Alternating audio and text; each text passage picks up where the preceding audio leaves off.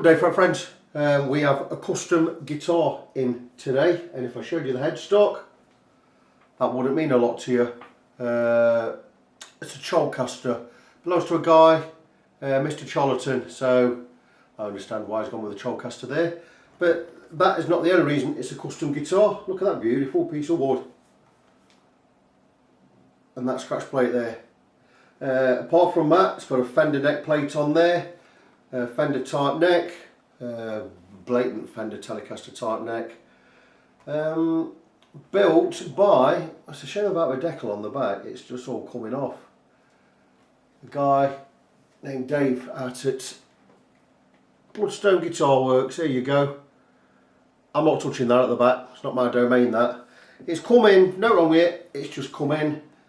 The owner says he's never had a proper setup since he got it, or since he had it, blah blah blah blah. He just wants a proper setup, so I'm going to give it a proper setup. And I can see straight away the intonation's likely not right because the barrels, saddles are all in a line. Could be, I could be wrong. This one's a lot higher this side, so we need the radius doing on there. So it does need a setup.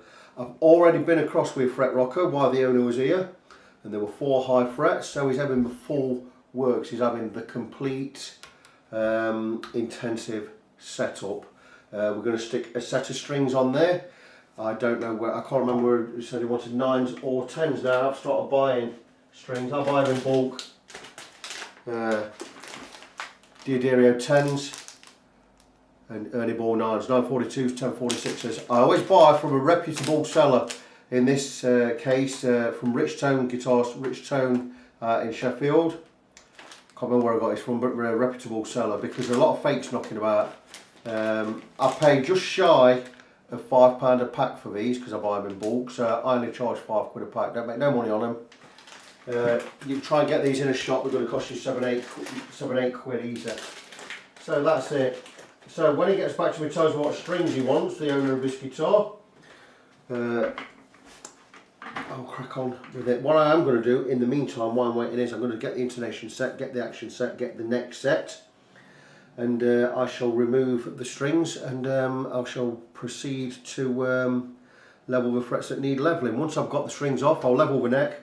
I'll get me notch straight edge on there, alter the truss rod, so we get the neck completely level, and then we can go across the frets and see how many need leveling.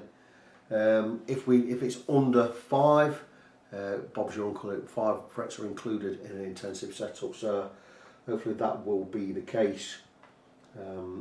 Beautiful looking guitar. It's got a, I don't know what this switch does, I'll find out when I get plugged in a minute. 3-way selector, really nice knobs on there. Like I said, beautiful piece of wood. Don't even know what wood that is. Could be ash, it seems a bit heavy for ash, but it might be ash, I don't know. You tell me. I'm not up on woods. Nice vintage style, Fender style tuners on there.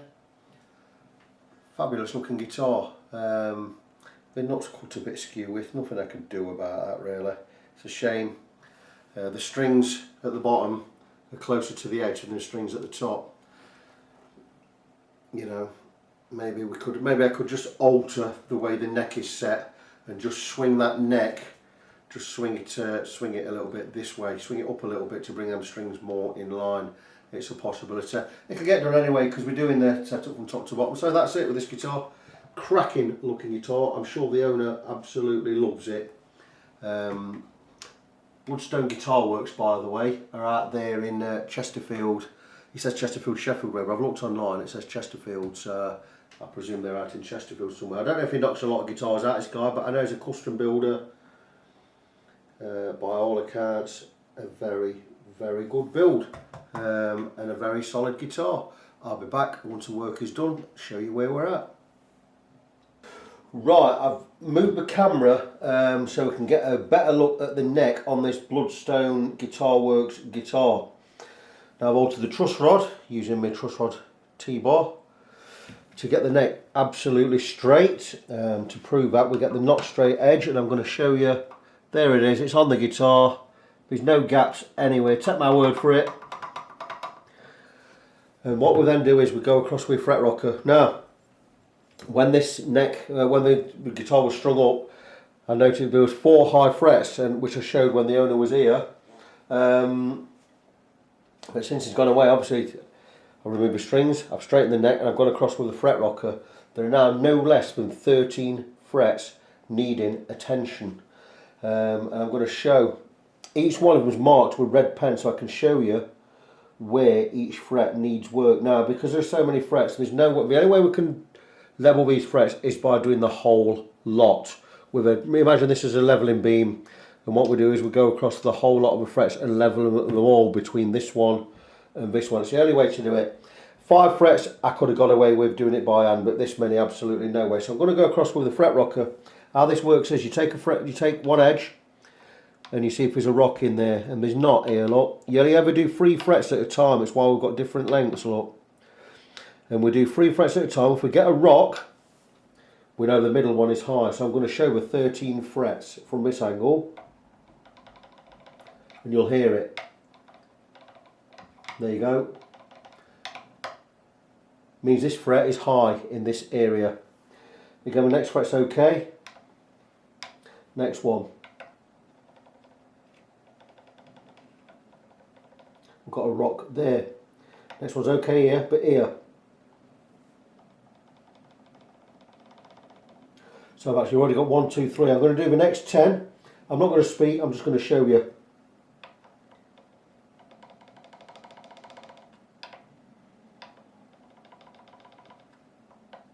That's 5, 6, 7, 8, 9, 10, 11. Some of them in 2 areas as well, look here. 11, 12, 13.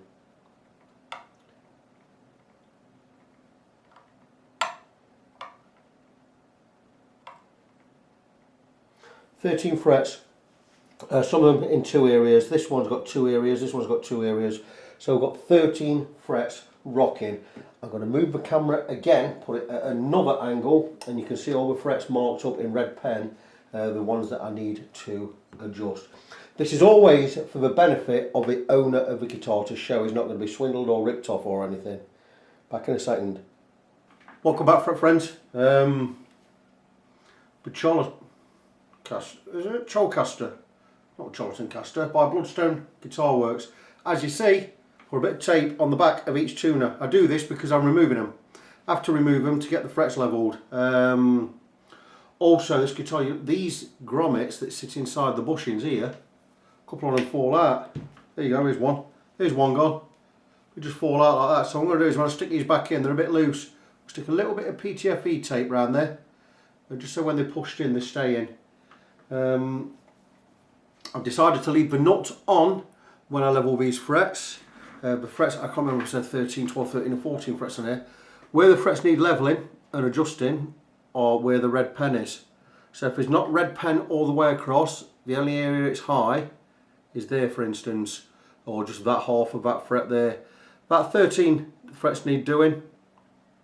I did a separate video on this where I showed with the rocker, I went across with the rocker and I showed the owner where the frets are rocking on each fret individually. Like so. We did that video, so if you only could see it, probably not going to include that in this. If I have already included it, you'd have already seen it, so I'll decide at the end, depending on how much video I've got left.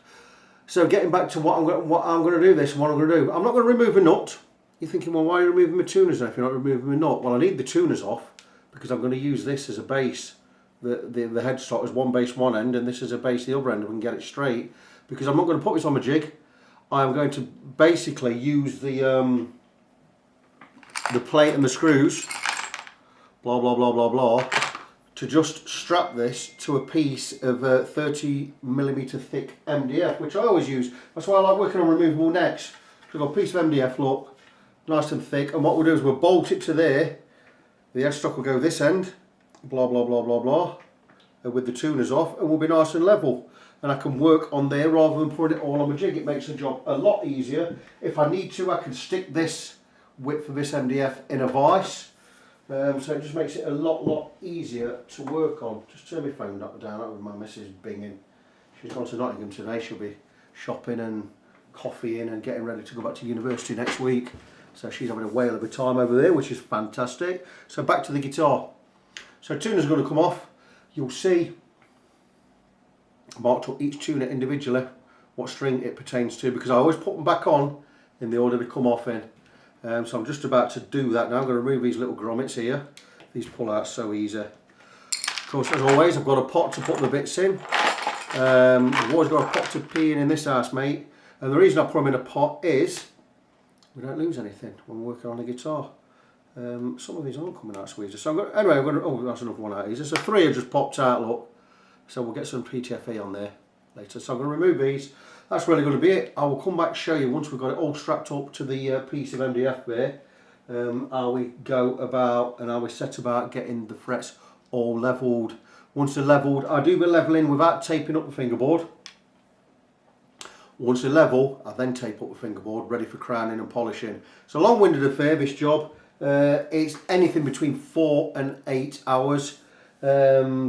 You know, it depends if it's going on the jig or not. Off the jig, probably going to take round about 6 hours to do a job like this. So I think the pricing structure and everything's pretty fair. I'm going to crack on. I'll come back with another update in a bit. And here we are. We have the fingerboard now we're fixed to the piece of 30mm MDF. Bolted in at the back using its own bolts. Don't have to use a neck plate. Absolutely fine. What we'll do now is we'll take a not straight edge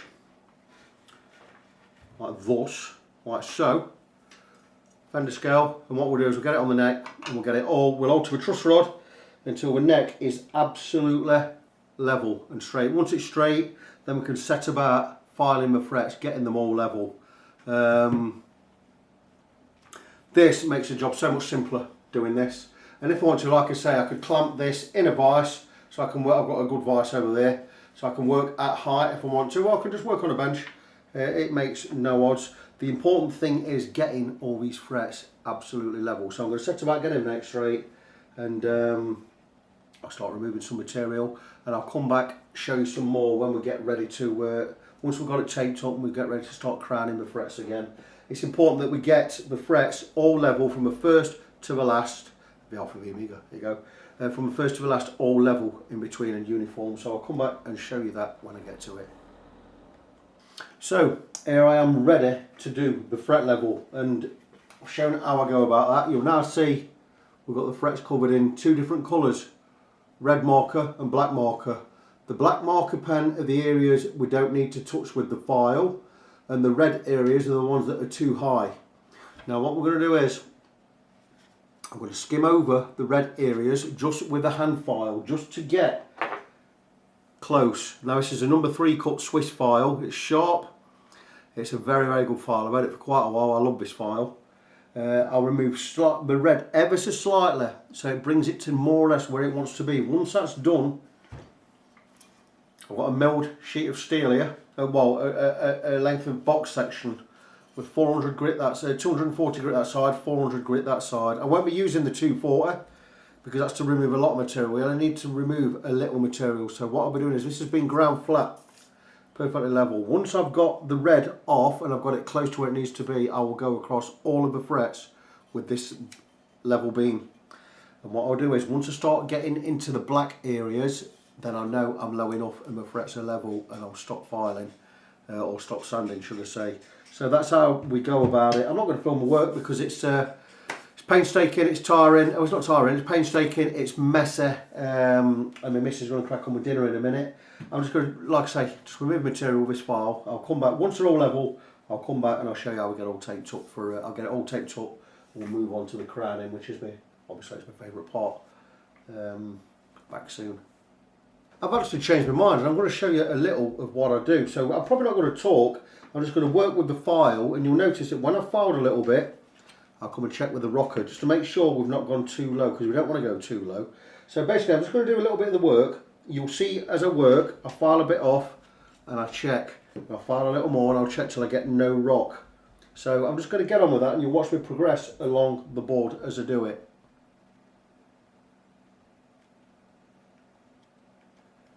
Oh, good view there. One I've already done. We'll remove the height from there and from here. Still got a little bit on this edge.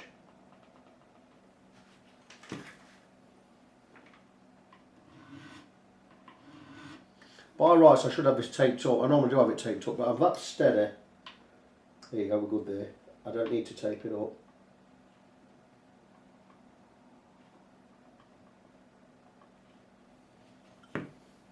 Just have to be very, very careful.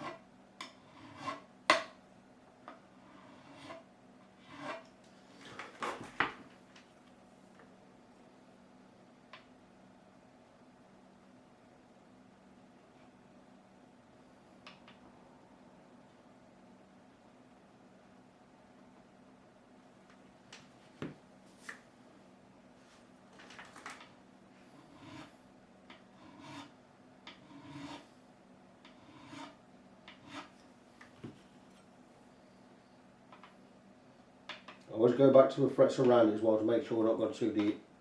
So you see, I've just took tiniest bits off these frets just to get them absolutely level. I go each side just to make sure we're not took too much off, and we haven't. Getting no rock anywhere, even at the frets next to the ones I've just done.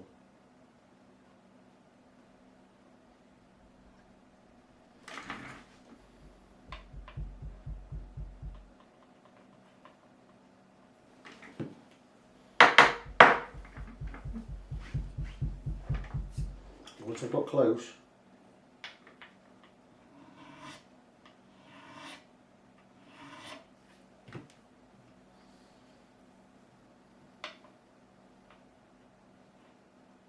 close, I'll go across with a levelling beam.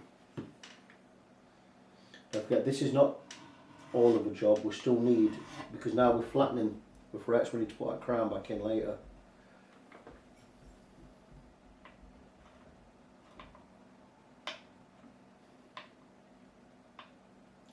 Each side of it.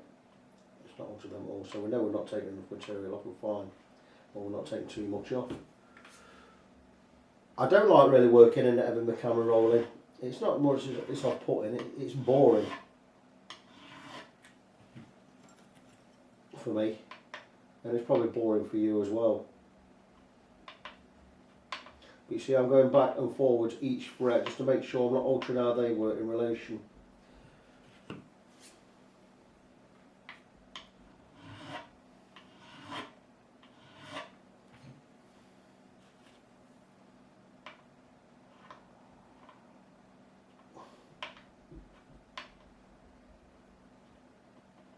Now you see, I've just gone back one fret, and that's affecting how the fret before it works. That's rocking a little as well. So it's a balancing act. It's why when I do a complete fret level like this, we just keep checking and checking, because you want each fret to correspond to the next one in a straight line and keep it uniform all the way across. Otherwise we're going to get, we're trying to remove high frets, not make any more. So as you see, we've got 1, 2, 3, 4, 5, 6. We've already adjusted 7. A little bit more work to do on these, but once this is all done, I'm going to take the levelling beam and I'll go across the whole lot. And we'll take what I'll do is I'll show you how I do it when I get there. I'm going to finish these few off, and I will come back and show you how we go on again in a minute or two. Right, I'm just back quickly because I'm losing my light now. So what I want to show is the red pen's all gone now.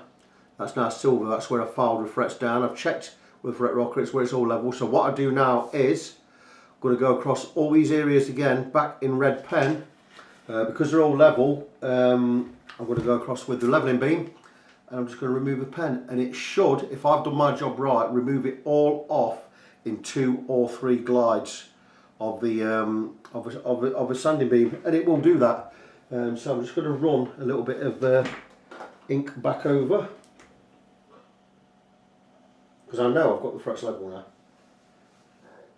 You have to keep going back and forth with the file just to check the areas, you know, and you don't just do, when you do a fret move on, you check the other 2 around it to make sure it's not affected them in different ways, because it does do.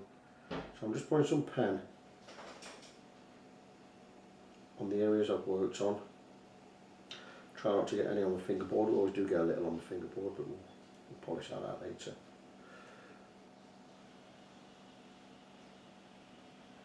And that's it. And we're now penned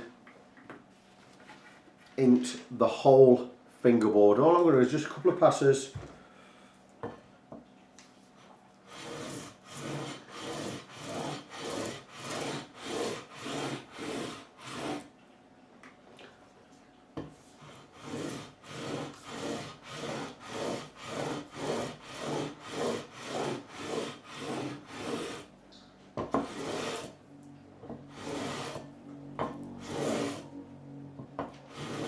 And there you go.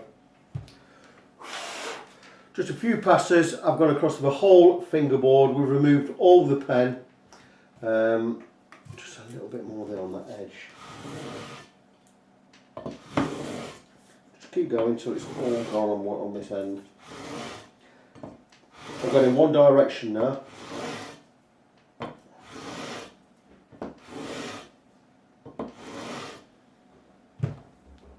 And there you go. And that is all of the frets.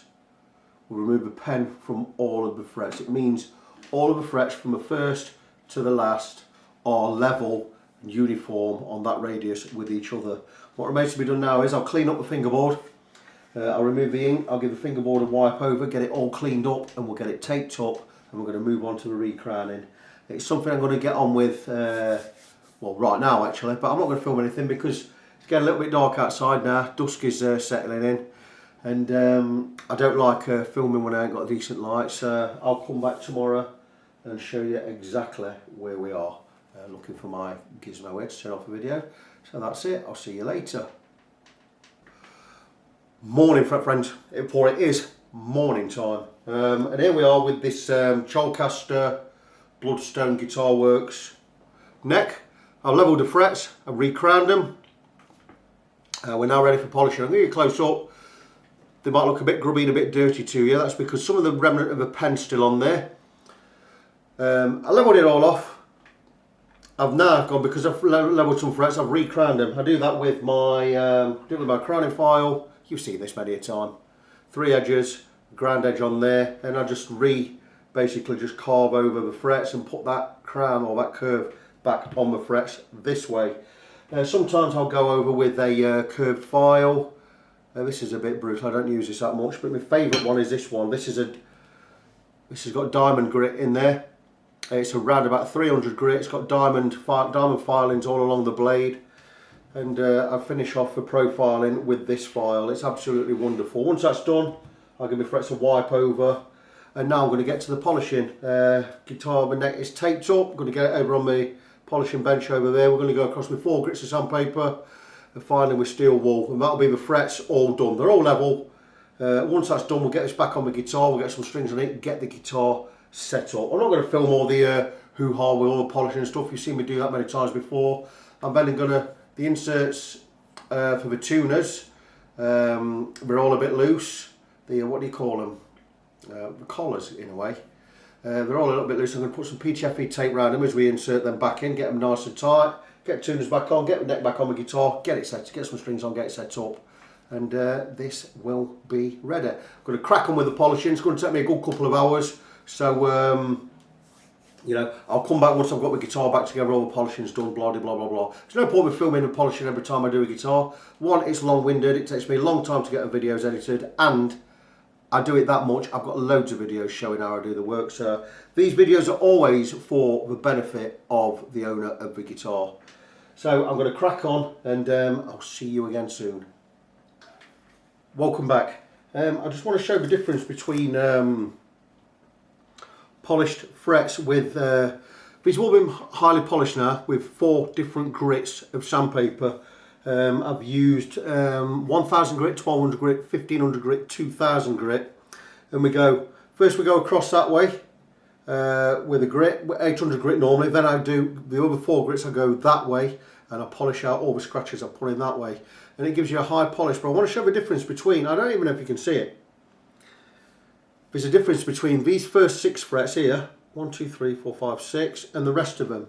These first 6 frets have been polished, we've been finished off with the finest grade steel wool, and they're just like silver mirrors, they're amazing, whereas the rest of them haven't. So I'm just going to, hopefully you're going to get the difference. Just these first 6 have been done, and I'm going to just go and do the 7th and just show the difference. Here's the 7th one here. Look how dull that is compared to that one. I'm just going to polish it, take some fine grade steel wool, and I'm just going to give it a quick polish, and we go right up inside the corners of the fingerboard. It's why we've got the masking tape everywhere, and we just give it a real good polish, and that's the one I've just done. Now this one here, below my finger. Now I don't know if in this light you can see, but these first 7 now have all been highly polished, and I'm now going to go and finish the rest. Once that's done, I'll be removing my tape, and now we'll polish the fingerboard using a good grade. I use a Dunlop 65, Formula 65. We'll go with, there you go, guitar polishing cleaner in there, just to give a, because we don't use mineral oil on a maple board because it has no effect, because it's glossed, it's lacquered. So that's it. So I'm going to crack on with these, finish them off, and that will be the neck done. Get it all back together. Bob's your uncle. Something else I've done with this guitar, the grommets, collets, bushings, whatever you want to call them, are old or positioned. The tuners, they're all really loose. So if you look in there, you'll see some tape right around and toward them in. And what I've done is I take some 6mm tape, which I normally use for masking off when I'm polishing frets. This gubbins, just thin masking tape. I take about a length of about 2 inches. I wrap it around the, excuse me, dropped it. I wrap it around the bottom, or what will be the bottom of a bushing, with a little bit of an overlap. And what I do with the overlap is I press it in. And as I press it in, it doesn't impede where the tuner goes, but it'll stop it riding up as I push it in. And I just take it like so, and I'm just going to bang it in there. I just put it, and it's going to make a nice tight connection there. That's actually still a bit loose. That's amazing, isn't it? Always happens when you go live on camera, doesn't it? So I'm going to take another length. Best to put too little on than too much to start with. Take another length, just about 1.5 inches there. And I'm going to add this to what I've already put on there. Now the guy who owns this guitar put a little bit of blue tack on some of them to hold them in, but you know, it's not really holding them in, is it? So what I'm going to do is, I've added a little bit more tape, fold it over again, and there you go. The bushing now has got a good wedge of tape around it, and we're just going to bang it in. Should be enough in there now. There's enough on there now. Just press it in. Job done. And now they are all in there. I can now get the tuners back on. We know that's going to be safe. Just going to shave the neck now. It's all polished up. With tape removed. Look at these frets. We're all level. We're all rounded, and we're all highly polished. My wife come in and look at these. She says they look amazing, which they do. You know, I pride myself on my neck and fret works, what I'm about. So there you go. Going to get it all together now, get it on my guitar, get the guitar set up, and I'll come back with the final update in the not too distant future. And there we are, all done. Just put some Ernie Ball 942s on there, which the owner requested. Radius I'd already set. I've just done the action. Well, I've set the action, checked the intonation, tune the strings in. I've also cut the nuts so the strings are lower at the nut end. We've got about 0.2, 0.3 lower down at that end. The guitar looks fine, plays fine.